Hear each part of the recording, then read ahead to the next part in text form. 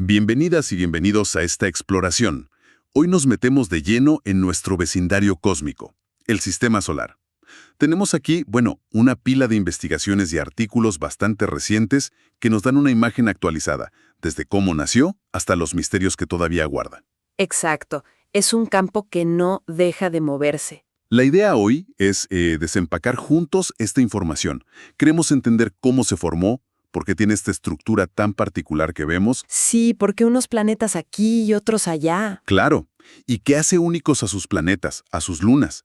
¿Y qué preguntas siguen ahí, flotando? Uf, y son muchas. Va a ser un viaje, de miles de millones de años y distancias, que ni podemos imaginar.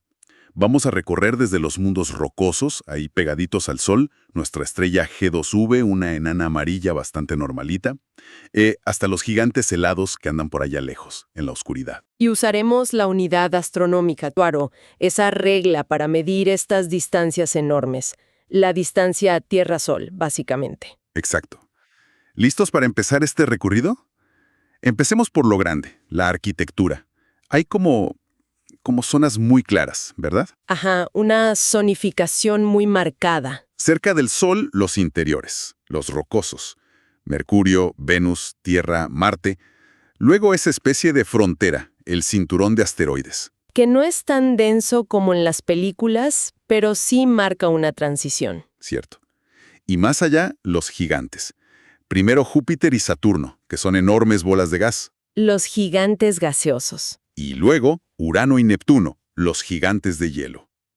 Y ya en los confines, el cinturón de Kuiper, y mucho más allá, hasta esa famosa nube de Oort, que llega lejísimos. Casi a medio camino de la estrella más cercana, se piensa. Y como decías, esa división interior-exterior no es casualidad. Tiene que ver con el calor del Sol, ¿no?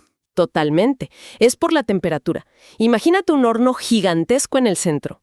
Hay una línea clave. La llamamos la línea de congelamiento, que está a unas 2.7 unidades astronómicas. O sea, casi 3 veces más lejos del Sol que nosotros. Exacto. Dentro de esa línea hacía demasiado calor para que cosas como el agua, el amoníaco, el metano, los hielos pudieran condensarse en forma sólida. Solo pudieron los materiales más resistentes. Rocas, metales, silicatos. Pero de eso había poco, supongo. Relativamente poco en la nube original. Por eso los planetas interiores son pequeños y densos. Se formaron con lo que había disponible ahí. Ah, claro. Y fuera de esa línea. Fuera de la línea de congelamiento sí hacía suficiente frío. Ahí el agua, el amoníaco, el metano sí se congelaron. Y resulta que estos hielos eran muchísimo, pero muchísimo más abundantes en la nube que las rocas y metales. O sea, había mucho más material de construcción. Exacto. Eso permitió que se formaran núcleos planetarios muy grandes muy rápido. Y al ser tan masivos, atrajeron con su gravedad enormes cantidades de hidrógeno y helio, que eran los gases más abundantes de todos. Y así nacieron los gigantes. Júpiter, Saturno. Así es. Grandes pero de baja densidad, porque son mayormente gas. Urano y Neptuno también son gigantes, pero capturaron menos gas, por eso tienen más proporción de esos hielos originales. Esa es la razón fundamental de los dos tipos de planetas que vemos. ¿Y cómo empezó todo? La idea más aceptada sigue siendo la hipótesis nebular, ¿no? Una nube de gas y polvo que colapsa. Correcto. Hace unos 4.600 millones de años, una nube molecular gigante colapsó por su propia gravedad, quizás por la onda de choque de una supernova cercana. No se sabe bien. Se formó el Sol en el centro. El protosol, sí. Y alrededor quedó un disco plano de gas y polvo girando, como una pizza cósmica. Buena imagen. Y de ahí salieron los planetas. De ahí.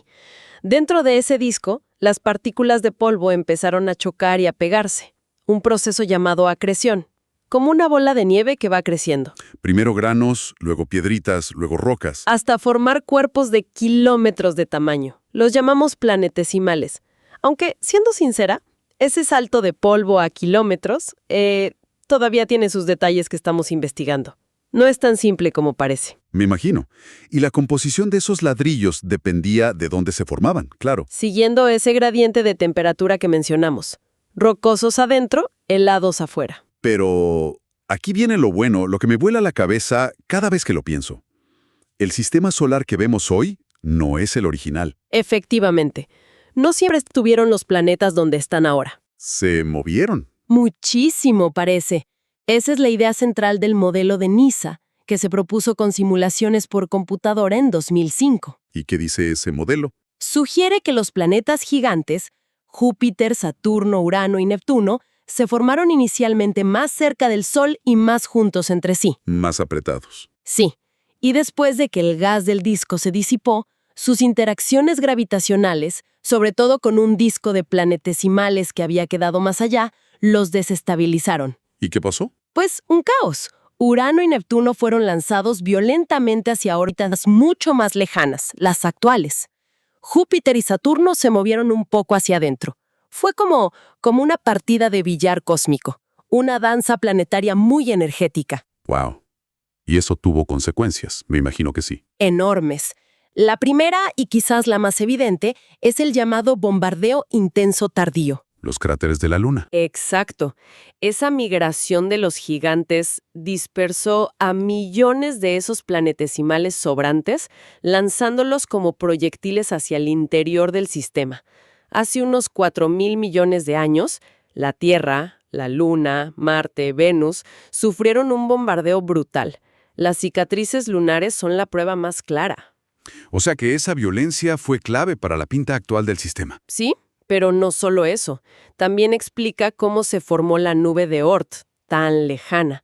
Explica por qué el cinturón de asteroides tiene objetos de composiciones tan distintas, como Ceres, que parece venir de más afuera. Y explica las órbitas actuales de Urano y Neptuno. Son como las huellas de ese pasado tan dinámico. Nos dice que el sistema solar no es algo estático, ha evolucionado un montón. Y además parece que todo este baile pudo ser más rápido de lo que se pensaba, ¿no? Y hay estudios de sistemas planetarios jóvenes, como uno llamado V1298 Tau, que sugieren que los planetas gigantes pueden formarse y madurar más rápido. Si Júpiter y Saturno estuvieron listos antes, quizá esa migración ocurrió antes también, afectando cómo y cuánto gas quedaba para formar planetas como la Tierra. La cronología fina aún se está ajustando. Fascinante. Bueno, si esa es la gran historia de cómo se armó y reordenó todo, acerquémonos ahora a los vecinos, los de adentro, Mercurio, Venus, Tierra y Marte, los rocosos. Mundos con superficie sólida, sí. Montañas, valles, cráteres. La Tierra obviamente destaca por la vida, la tectónica de placas, el campo magnético. Pero los otros tienen lo suyo. Empecemos por Mercurio, el más pequeño pegado al Sol. ¿Qué tiene de raro? Su núcleo es metálico y enorme. Ocupa muchísimo volumen del planeta, como el 60% o más. Es desproporcionado comparado con los otros rocosos. ¿Y por qué? Hay varias ideas. Una es que quizá tuvo un impacto gigantesco al principio de su historia que le arrancó gran parte del manto rocoso exterior. Un choque brutal. Otra es que al estar tan cerca del Sol, parte de sus capas rocosas simplemente se evaporaron por el calor intenso. Suena lógico, ¿no? Sí, pero aquí viene el problema. A pesar de esos escenarios tan violentos, Mercurio conserva ciertos elementos que llamamos volátiles, o sea que se evaporan fácil, y los conserva en proporciones parecidas a Venus o la Tierra. ¿Y eso por qué es un problema? Porque si hubiera sufrido un impacto gigante o una evaporación masiva, esos volátiles deberían haberse perdido. No cuadra. Es un enigma importante sobre cómo se forman y diferencian los planetas. Falta algo en la historia de Mercurio. Y además tiene unas formaciones geológicas únicas, como una cosa que llaman la araña, que tampoco se sabe bien cómo se formó. Vaya, con el pequeño Mercurio. Luego está Venus, el gemelo de la Tierra que salió mal. O bueno, distinto. Muy distinto. Tamaño y composición rocosa parecidos a la Tierra, sí. Pero ahí acaban las similitudes. Tiene una atmósfera aplastante, 90 veces la presión de la nuestra, compuesta casi toda de CO2. Un efecto invernadero brutal, temperaturas de horno. Exacto. Y la pregunta clave es, ¿qué pasó con su agua? Pudo haberla tenido al principio, como la Tierra. ¿Y? Se evaporó. Se evaporó y se perdió en el espacio, casi toda. La luz solar intensa, sobre todo la ultravioleta, rompía las moléculas de agua en la alta atmósfera, H2O en hidrógeno y oxígeno. El hidrógeno, al ser tan ligero, escapaba fácilmente al espacio. O sea, el agua se descompuso y el hidrógeno se fugó. Ajá. Parece que un proceso químico específico involucrando un ion llamado HCO+, acelera mucho este escape de hidrógeno, impide que el agua se vuelva a formar eficientemente, y esto tiene una implicación interesante para buscar vida en otros sitios. ¿Cuál? Que si este proceso es común en planetas cercanos a estrellas como el Sol, quizá la ventana de tiempo para que un planeta mantenga agua líquida en superficie es más corta de lo que pensábamos. La zona habitable podría ser más complicada. ¡Qué interesante! Y además, Venus gira al revés. Y lentísimo. Un día allí es más largo que su año. Otro misterio venusiano. Podría ser por un impacto gigante en su juventud, o quizá la fricción de esa atmósfera tan densa a lo largo de miles de millones de años frenó su rotación original y hasta la invirtió. Venus es un mundo de extremos y enigmas. Y llegamos a Marte, el planeta rojo, el foco de la búsqueda de vida pasada. Hoy ya no hay duda de que tuvo agua líquida, ¿verdad? Ninguna duda. Los valles secos, los deltas de antiguos ríos, los minerales que solo se forman en presencia de agua. La evidencia es abrumadora. Por eso la misión Perseverance está en el cráter Jezero, que sabemos que fue un lago con un delta hace miles de millones de años. ¿Y qué ha encontrado Perseverance? Cosas muy interesantes. Rocas con minerales alterados por agua. Y lo más emocionante, moléculas orgánicas complejas, del tipo que aquí en la Tierra asociamos con la actividad biológica. Orgánicas. Eso suena a vida. Suena prometedor, sí. Y también ha identificado posibles fuentes de energía química que hipotéticos microbios marcianos podrían haber utilizado. Científicos de NASA han dicho que es lo más cerca que hemos estado de encontrar pruebas de vida antigua. Pero, siempre hay un pero en ciencia, ¿no? También pueden crear minerales parecidos y moléculas orgánicas. O sea, que la geología puede imitar a la biología. Exactamente. Y el rover Perseverance, con todos sus instrumentos increíbles, no tiene la capacidad de distinguir con certeza absoluta si esas señales orgánicas son de origen biológico, una biosignatura real o geológico. No puede confirmarlo al 100%. Vaya dilema. Entonces, ¿cómo vamos a saberlo seguro? La respuesta, o al menos la esperanza, está en la misión Mars Sample Return, MSR, traer muestras de vuelta. Traer rocas marcianas a la Tierra. Esa es la idea. Perseverance está seleccionando y guardando muestras clave. La MSR iría a recogerlas y traerlas. Aquí, en laboratorios con equipos mucho más potentes y sofisticados que los que caben en un rover, podríamos buscar microfósiles, biomarcadores moleculares complejos, cosas que nos den una respuesta definitiva. Es la única forma, hoy por hoy. Tendremos que esperar entonces. Bueno, dejemos a los rocosos y crucemos el cinturón de asteroides. Llegamos al reino de los gigantes. Los pesos pesados del sistema solar. Enormes, de baja densidad comparados con los rocosos. Y también de dos tipos, decíamos. Sí. Primero, los gigantes gaseosos, Júpiter y Saturno.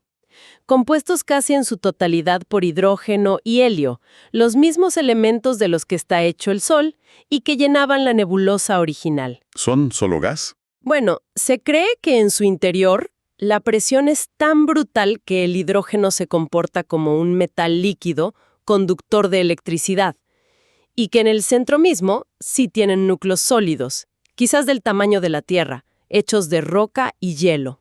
Y luego están los otros dos. Urano y Neptuno, los gigantes helados. Son más pequeños que Júpiter y Saturno y tienen una proporción mucho mayor de los hielos que mencionamos antes. Agua, amoníaco, metano. El metano les da ese color azulado, ¿no? Exacto. Su atmósfera tiene metano que absorbe la luz roja y refleja la azul. La diferencia entre los dos tipos seguramente refleja dónde y cuándo se formaron. Urano y Neptuno, más lejos, se formaron más lento y no pudieron capturar tanto hidrógeno y helio antes de que el gas del disco se fuera. Hablemos de Júpiter, el rey indiscutible. Las misiones Voyager en los 70s nos dieron las primeras imágenes impactantes. Esas bandas de nieves, la gran mancha roja. Una tormenta más grande que la Tierra, que lleva siglos activa. Sí, las Voyager nos mostraron que no eran estructuras fijas, sino una atmósfera increíblemente dinámica, con vientos feroces. Y misiones más recientes como Galileo y ahora Juno. Han ido mucho más profundo. Juno está orbitando muy cerca, estudiando su campo magnético potentísimo, su estructura interna, intentando averiguar cómo es ese núcleo. Es un mundo fascinante y complejo. Y luego Saturno. Los anillos. Son probablemente la imagen más icónica del sistema solar. ¿De qué están hechos exactamente? Son miles y miles de anillos finísimos, compuestos principalmente por partículas de hielo de agua, desde granos de polvo hasta trozos del tamaño de una casa. También hay algo de roca y polvo mezclado. ¿Y cómo se mantienen esas estructuras tan delicadas? Esas divisiones, como la división de Cassini. En gran parte por la influencia gravitatoria de pequeñas lunas que orbitan cerca o dentro de los anillos. Son las lunas pastoras. Pastoras. Sí, porque actúan como pastores con un rebaño.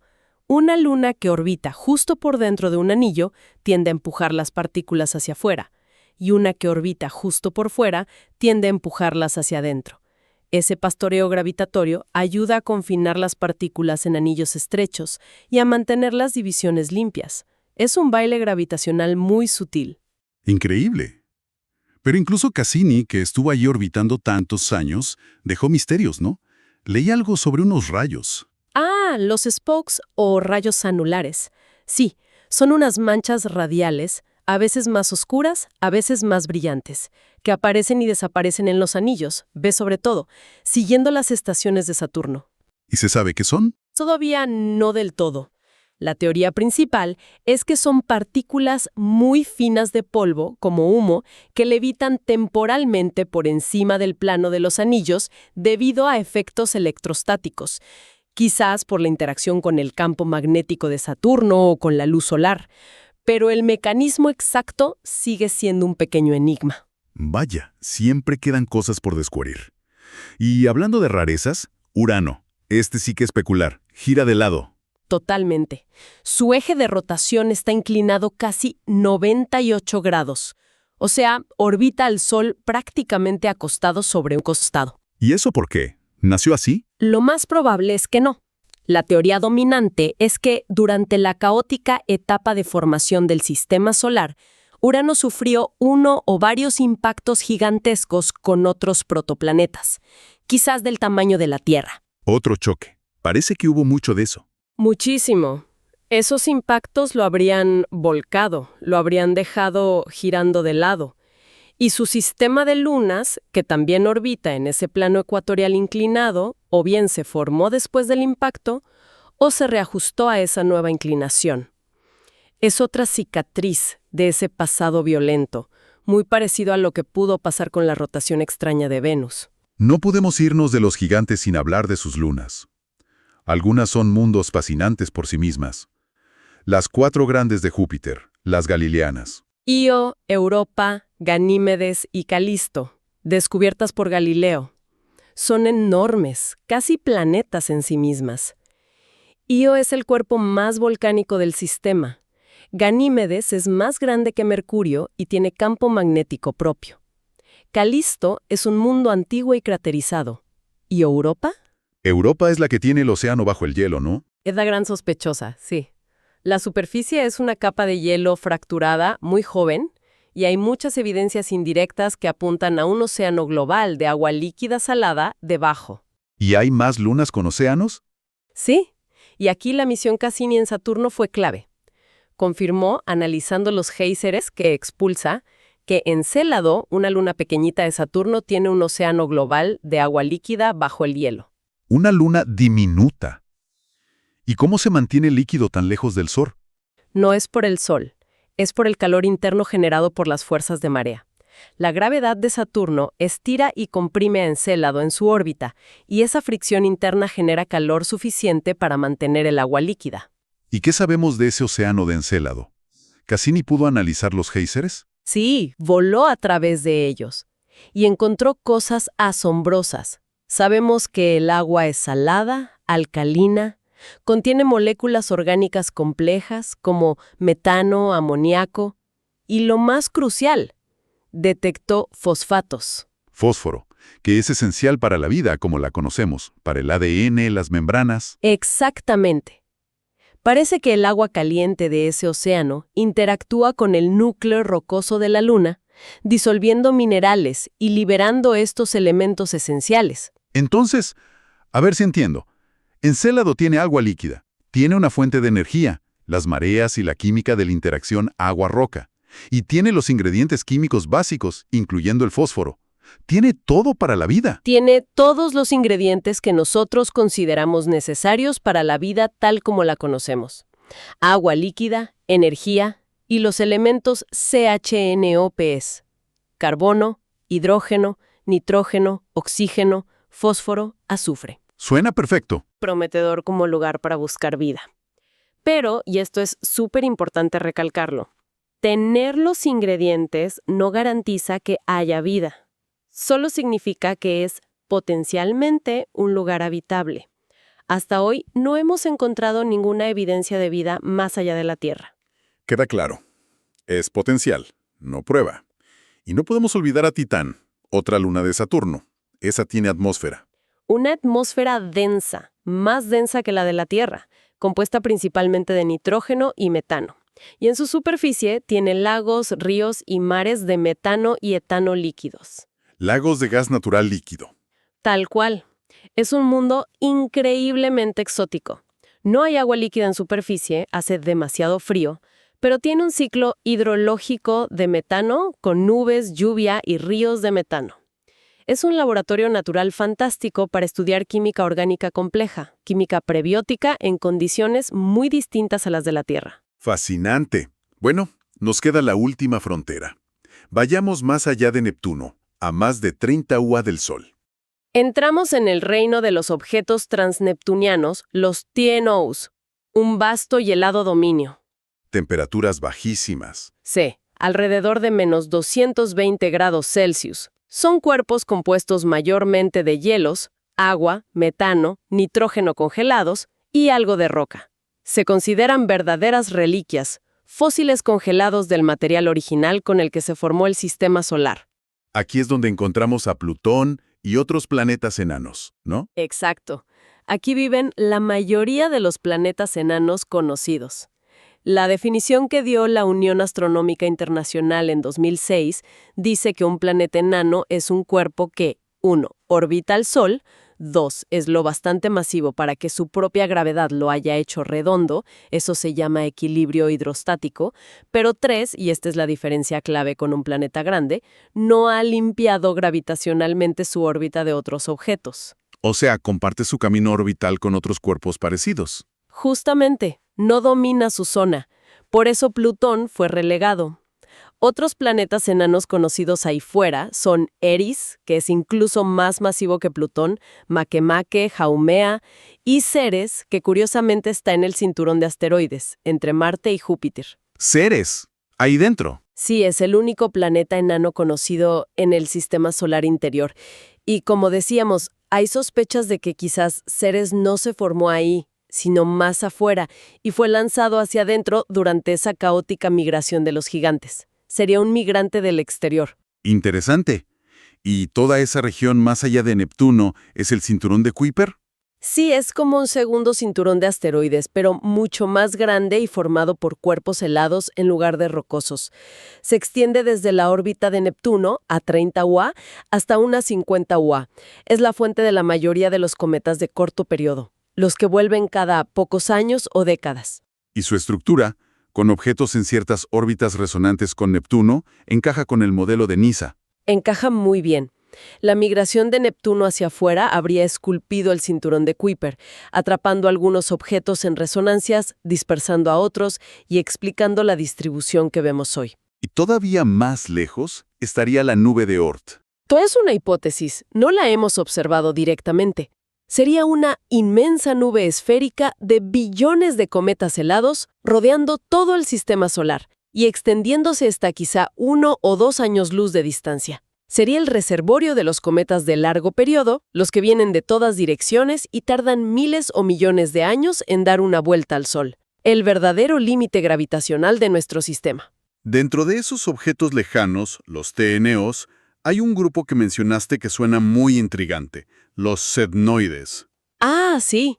Son unos pocos objetos conocidos como Sedna o uno descubierto más recientemente llamado Leleaku-Honua, antes apodado The Goblin, y otro candidato como Amonite. Tienen órbitas rarísimas. ¿En qué sentido? Son increíblemente alargadas. Y lo más curioso es que su punto más cercano al Sol, el perihelio, está muy, muy lejos, más allá de la influencia directa de Neptuno. Nunca se acercan mucho. Y parecen haber estado en esas órbitas estables durante miles de millones de años. O sea, son como fósiles muy puros de las etapas iniciales. Exacto. Son registros valiosísimos de cómo era el sistema solar primitivo. Y lo intrigante es que sus órbitas son difíciles de explicar solo con la gravedad de los planetas que conocemos. Sugieren algo más. Abren la puerta a varias posibilidades. Quizás nos dicen algo sobre cómo se formó el Sol en su cúmulo estelar original, o quizás sí apuntan a la existencia de uno o más cuerpos masivos, planetas incluso, aún no descubiertos, orbitando en los confines helados de nuestro sistema solar. La famosa hipótesis del planeta 9. Es un área de búsqueda muy activa ahora mismo. Bueno, ¿qué viaje hemos hecho? Desde entender que la estructura básica, rocosos dentro, gigantes fuera, la marca la temperatura. La línea de congelamiento, sí.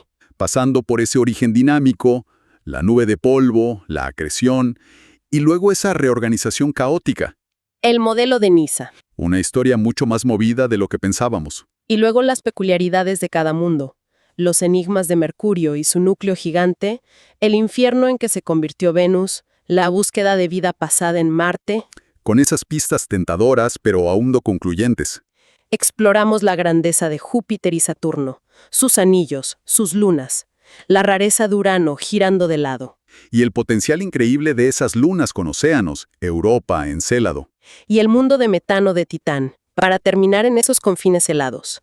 El cinturón de Kuiper, los sednoides, que son como archivos congelados del pasado. Ha sido un recorrido intenso. Misiones como Voyager, Galileo, Cassini, New Horizons, Perseverance han sido absolutamente fundamentales para pintar este cuadro. Pero como vimos, quedan misterios por resolver. ¿Cuáles destacarías? Varios. Las rotaciones extrañas de Venus y Urano, ¿fueron impactos o algo más? La formación exacta y la composición de Mercurio sigue siendo un rompecabezas. La dinámica fina de los anillos, como esos rayos de Saturno. Pequeños detalles que nos dicen que aún no entendemos toda la física que opera allí. Y la gran pregunta, claro. La gran pregunta, ¿estamos solos? ¿Hubo vida en Marte?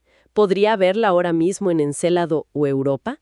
Tenemos indicios fascinantes de habitabilidad pasada en Marte, quizás presente en esas lunas, pero nos enfrentamos a esa paradoja.